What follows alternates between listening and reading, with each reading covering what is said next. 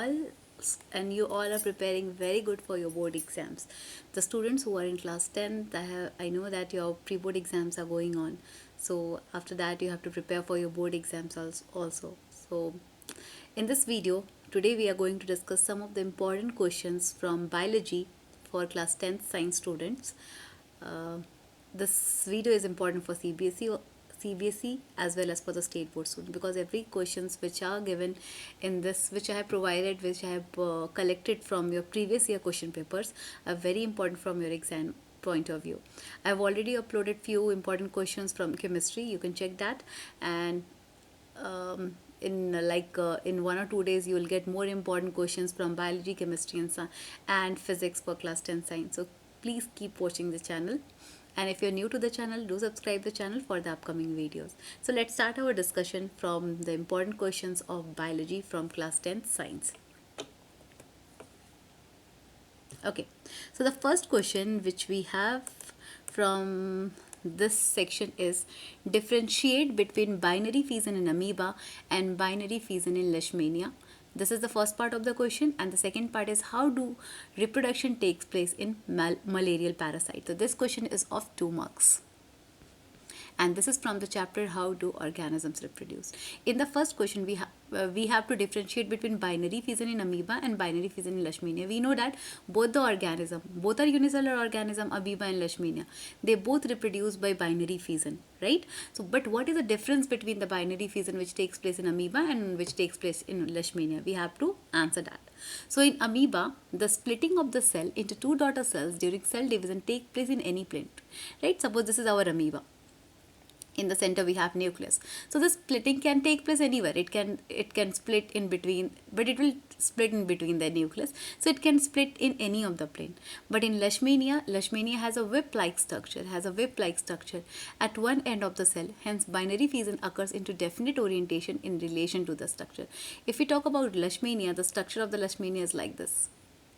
It has flagella like this. So always the splitting will take place in the center in a specific orientation.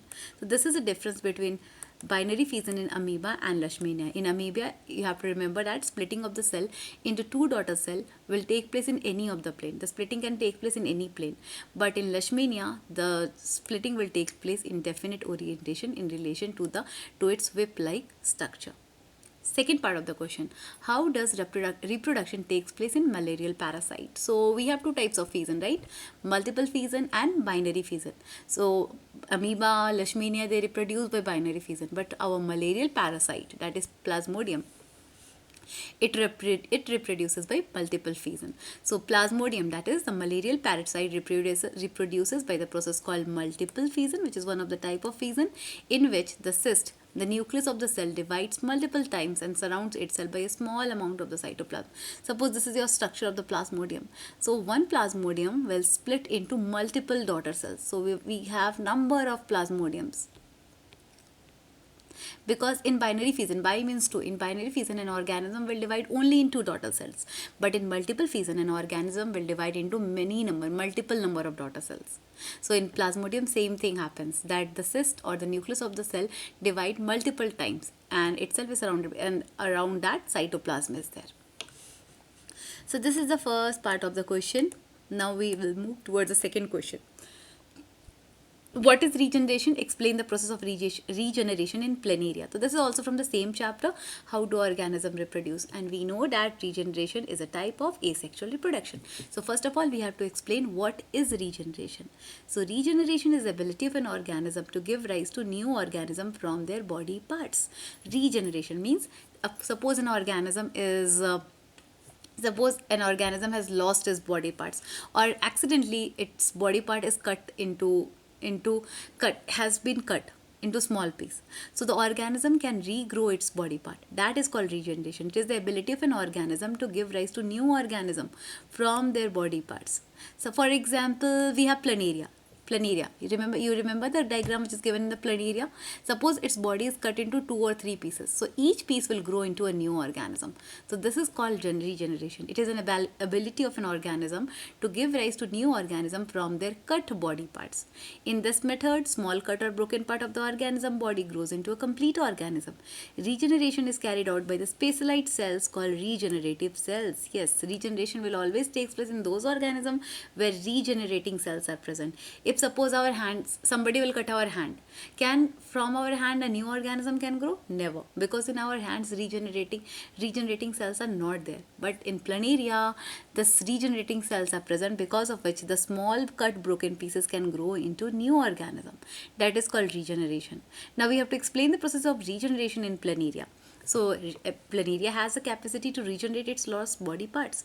So when the flat form is cut horizontally, separating the head from the tail will regenerate the lost head, and the head will regenerate the lost tail. Suppose this is the head of the planaria and this is the tail of the planaria. We have cut the planaria, or the planaria's body is cut into accidentally into few pieces. So here the head part will grow into a new planaria, this part will also grow into a new planaria, this part will also grow into a new planaria, and even the tail of the planaria will also grow into a new planaria. So that is called regeneration. And the diagram of the planaria you can provide in this question, which is given in your NCERT book. Now let's move to the next question, question number 3. Mention the function of placenta, fallopian tubes, uterus, ovary in the human female reproductive system. So this question is also from the same part, how do organisms reproduce, but this is from sexual reproduction in humans. So basically we are reading the female reproductive system. So we have to mention the function of placenta, fallopian tube, uterus, ovary. You know that these all are the parts of a female human reproductive system. So one by one we will write the function of each and every part of the female reproductive system. So this question carries 4 marks for in your exam. 1 marks for each function. The first one, placenta. What is that?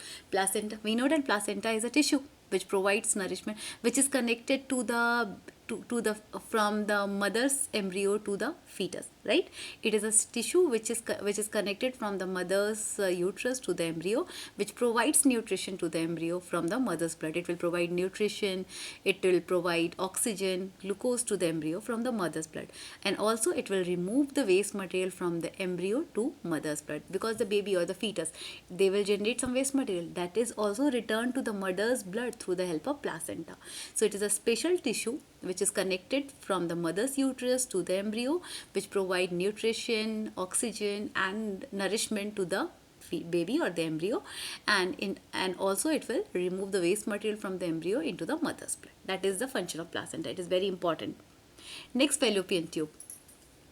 Fallopian tube. What is the function of fallopian tube? We all know that in fallopian tube, fertilization takes place. Means here in the fallopian tube, male and the female gamete will fuse together and fertilization takes place and zygote is formed over there.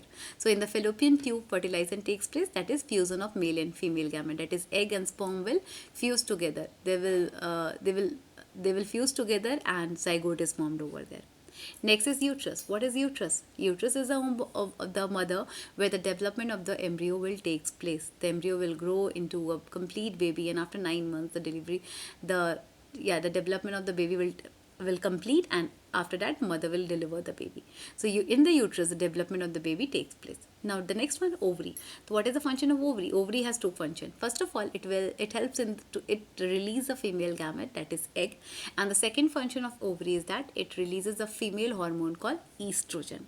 So there are 2 functions ovary. First of all, it helps to release the female gamete, that is egg, and the second function of ovary is that it helps to release the female hormone called estrogen. Okay, now let's move to the second part of next question, that is question number 4. State one of the drawback of each of the following: oral contraceptive pills, copper T. This question is also from the same chapter, how do organisms reproduce. We have to state one drawback of oral contraceptive pills, okay, and one drawback of copper T. This is the first part of the question, and in second part, that is question in B part, under which category of contraceptive method is the use of condom kept? In what way it is better as compared to other methods of contraception? So when we are reading this chapter, at the last part of this chapter, we have read about methods of contraception. So we have read about 4 types of method: physical barrier method, chemical method, then IUCD, and surgical method, right? So in the first part of the question, we have to tell the drawbacks of oral contraceptive pills, that is which will come under the chemical method, and copper T will come under the IUCD method. So what is the drawback of oral contraceptive pills? Since it is a tablet, the female, they have to take it orally. Obviously it contains many of the chemicals which will affect in their hormonal disbalance. The hormonal balance will get disturbed in their body, so because of which the ovary will not release the egg properly, or it will not release at the proper time. So it may affect the health of the female. So let's read the question answer what is given over there. Oral contraceptive pill acts by changing the hormonal balance of the body so that the eggs are not released and process of fertilization does not take place. As these pills change the hormone balance, it may cause side effects of the body. So as I have told you that in oral contraceptive pills, they are made up of chemicals, right? So what they will do, they will change the hormonal balance of the body. Because of that, eggs are not released, and if eggs will not be released, fertilization will not take place, and they will completely change the hormonal balance of the body, which can affect the health of the female who is taking the oral contraceptive pills. So they this is the one of the drawback of oral contraceptive pill. Now let's discuss the drawback of copper T. So we know that copper T, when we have read the chapter, copper T is placed in the uterus of the female. So it helps to avoid the pregnancy, but sometimes what happens that it also causes irritation in the uterus, which is one of the side effect of this copper T. It is like a plate which is placed in the uterus so that the implantation of the baby will not take place in the uterus, but it causes irritation in the uterus, which is one of the side effect of copper T. Next, condom. Okay, sorry, we have the second part of the question, that condom will act in we will keep it in which category of methods of contraception. So it acts as a mechanical barrier. Or we can say that it acts as a physical barrier which prevents the meeting of the sperm and the egg. If the male or if the male partner, they will use the condom, so what will happen, sperms will not enter into the female body, right? So it is acting like a mechanical barrier. And also the use of condom helps to prevent the sexually transmitted disease like AIDS, because the fluid is not transferring from one partner to the other partner. So it helps to prevent the sexually transmitted disease. So if in your question it can be asked that which method of contraception helps to prevent sexually transmitted disease, so you have to write the mechanical barrier method where we use the condoms. So that is one of the method by which sexually transmitted disease can be prevented. Now let's come to the next question, which is from the chapter ecosystem. What are trophic levels? Why are autotrophs considered to be at the first trophic level of the food chain? State the reasons for limited number of trophic levels in nature. So first of all, we have to say what is trophic level, and we have to say that autotrophs, that is the green plants, why they are present at the first trophic level, means why they are present at the bottom of the food chain. Suppose this is our first trophic level, this is the next trophic level, and this is the next trophic. Here we have the green plants or the autotrophs. Next we have herbivores, then we have carnivores. So why green plants or the autotrophs are placed at the bottom of the food chain or at the first trophic level? And next, the third part of the question is state the reason for limited number of trophic level in a food chain. Means why in a food chain there are only few, means like we have limited numbers of trophic levels, like we have only 3 or 4 trophic levels. Why it is so? Or why the food chain consists of only 3 to 4 steps? Why it is so? So we have to give the answer accordingly. So this question is of 3 marks. The first part of the question, what is trophic level? So we know that the different steps in the food chain is known as trophic level. Just one line answer you have to give and you will get 1 marks for that. The different steps in a food chain is known as trophic level. The second part, why autotrophs are considered to be the first trophic level of the food chain. Autotrophs, also known as producers or the green plants, they constitute the first level in a food chain because they take nutrients from the soil or the water and manufacture their own food by photosynthesis using energy from the sun. We know that the green plants, they are called autotrophs. Why? Because they can make their own food by the process called photosynthesis. They will use the water, they will use carbon dioxide, they will use sunlight, they will use the chlorophyll present in the leaf, and by those things they will make the food. And because of that, autotrophs are present in the first trophic level, because green plants are the only organisms which can manufacture their own food. That's why they are present in the first trophic level. Okay, now the next part of the question, why we have limited number of trophic levels in the nature.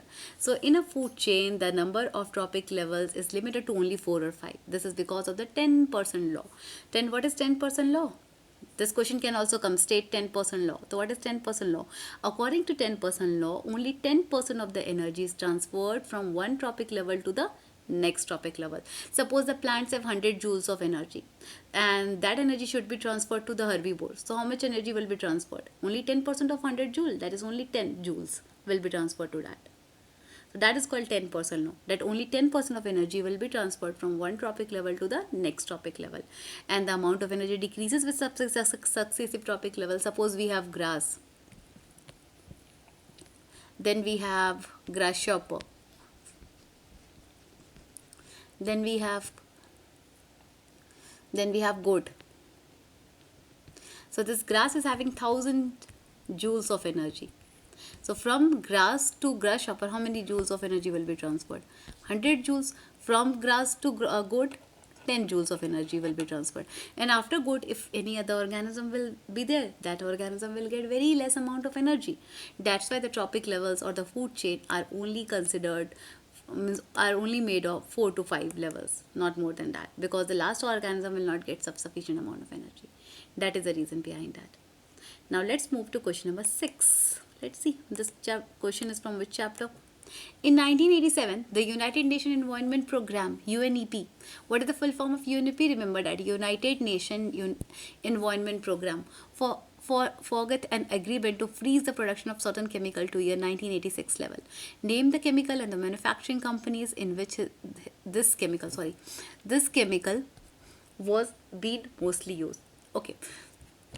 The UNEP, this organization has banned on the production of one of the chemical. We have to write the name of that chemical and what is the use of that chemical, in what way this chemical damages the upper layer of the atmosphere and the organism on the earth. We have to answer that question according to that.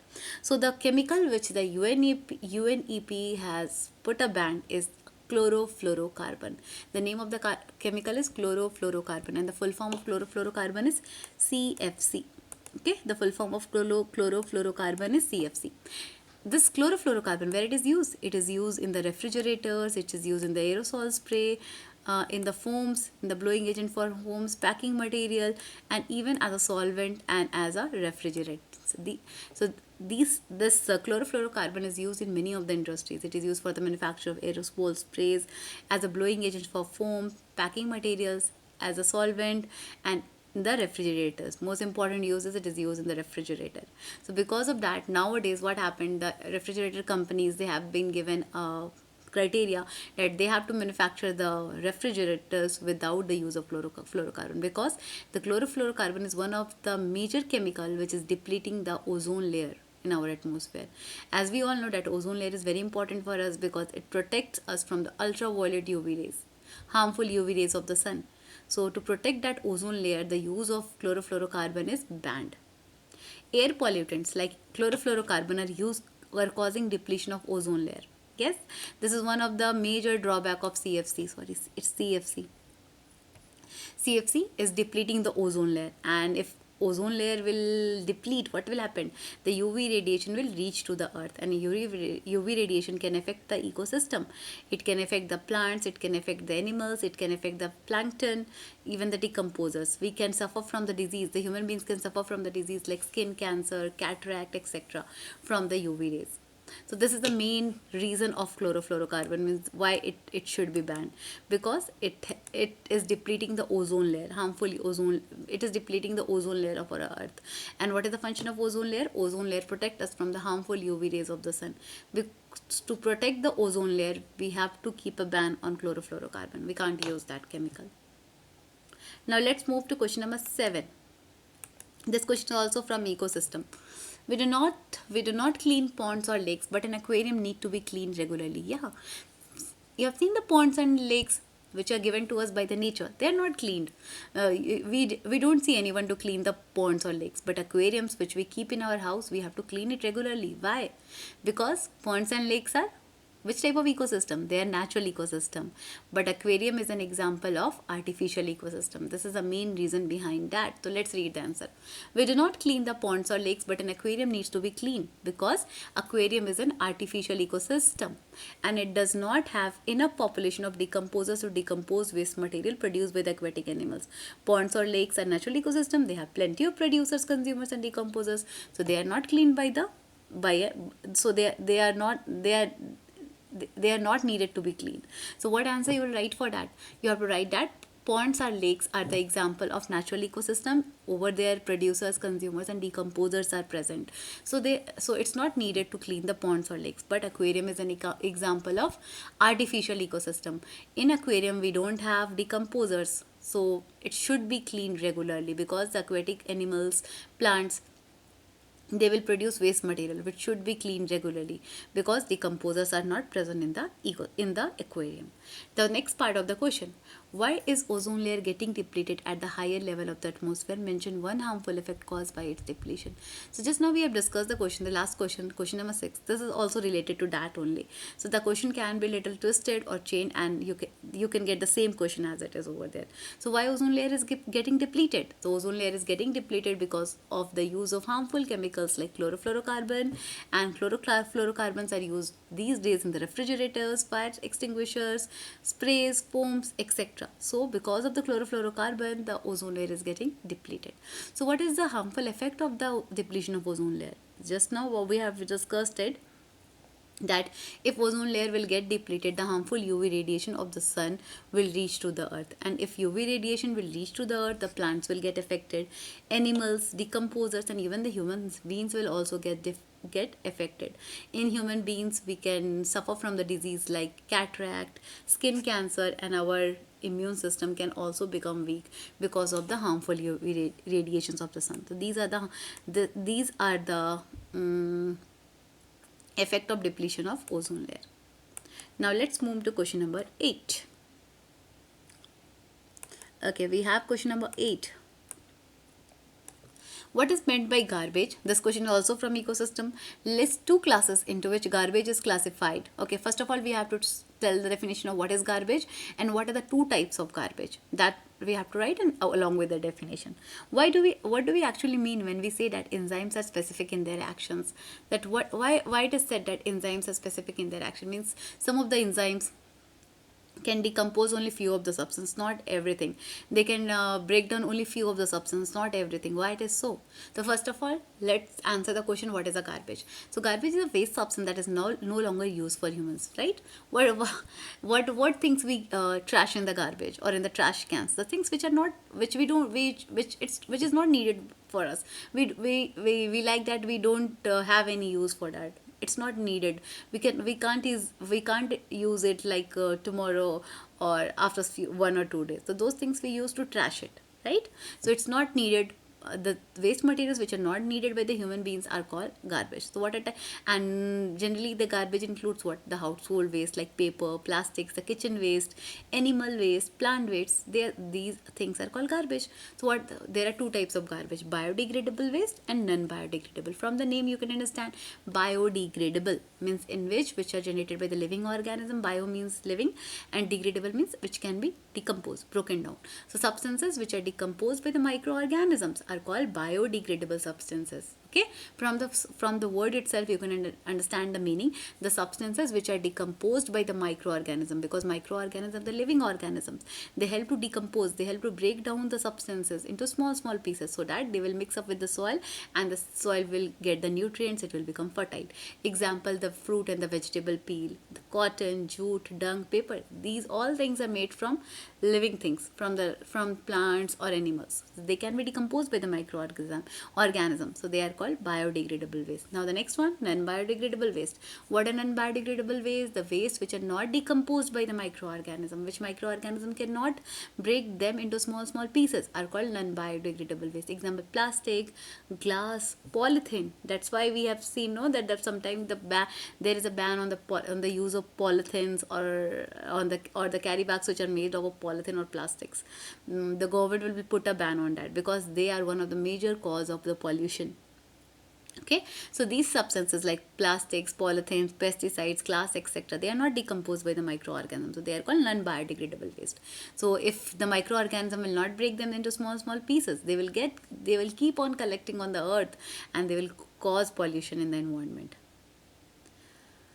Okay, now the next part of the question, what do we mean by the term enzymes are specific in their actions? So enzymes are proteins that enhance the rate of the reaction. What are enzymes? Enzymes are the catalysts which help to increase the rate of the reaction. They are specific in their action because they can only help to break down only few of the things, not everything, because they can act on only few substance, not on every substance. For example, salivary amylase is an enzyme which is present in the saliva, and it can only break down starch into simple sugar. It cannot break down protein, or it cannot break down fats, because they have a specific action. They can do that only. So because of that, we say that enzymes are specific in their actions.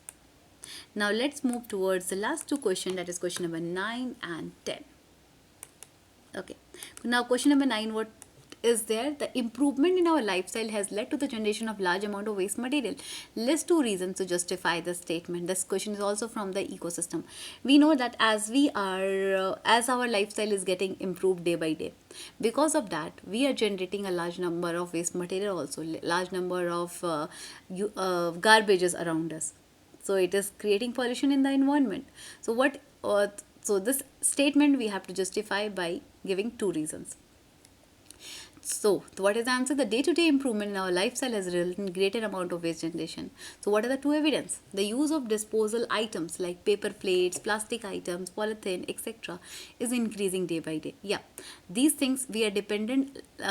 Nowadays we are dependent in most of the parties, get together, etc. What we take the paper plates, plastic spoons, plastic glasses, etc., polythenes and all.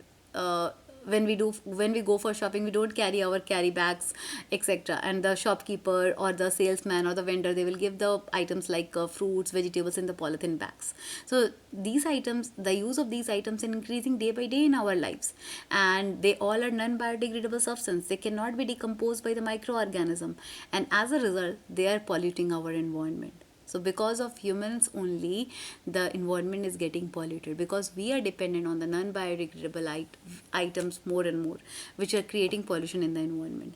Second, use of aluminum foil and plastic wraps for packaging at small scale and large scale has resulted in greater amount of waste. Aluminum foil, you all know. Plastic wraps, you all know. These items we use to pack our lunch, to pack the food when we travel anywhere. Even in many of the restaurants, etc., this aluminum foil, plastic wraps are used. So they are also creating pollution in the environment, because aluminum foil, plastic wrap, they all are non-biodegradable waste. They cannot be decomposed by the microorganisms, so they will create pollution in the environment. Now let's move to the next question. Question number 10. What are endocrine glands? Name two endocrine glands present in the human body and write the hormones secreted by them. So this question is from the chapter Control and Coordination. No, sorry, this chapter is from Life Process. From Life Process, yeah. So what are endocrine glands? Endocrine glands are those glands, sorry. Endocrine glands are those glands which pour their secretions directly into the blood. Yes, they are ductless gland. They don't need any. We have two types of gland: exocrine glands and endocrine glands. So what are endocrine glands? Endocrine glands are ductless gland. They don't need any duct. They directly secrete their secretion, that is hormone, into the blood, and from the blood the hormone will reach to the target organ. So what are the two endocrine glands? The two endocrine glands, you can give any of the endocrine glands, like you can give the example for thyroid gland, adrenal gland, pituitary gland, pancreas. So here I have given you the example for thyroid gland and adrenal gland. Thyroid gland secretes which hormone? It secretes thyroxine hormone. And our adrenal glands will secrete adrenaline hormone. If you will give the example for pancreas, pancreas will secrete insulin hormone. So with this, we have finished all the 10 questions. I hope you have understood each and every question. Basically, in this section, I have provided the questions from how do organisms reproduce and ecosystem. In the next part, in the next videos, you will get the important question from other chapters of biology also, like from control and coordination. We will give some, we'll do some questions from heredity and evolution. We'll do some questions from life process. We'll do some questions. in the next videos. So keep watching the channel, and if you have still not subscribed the channel, do subscribe the channel for the upcoming important videos for class 10 science students. So thank you for watching. If you like the explanation, like the questions, then do like it, share it with your friends, and don't forget to subscribe the channel.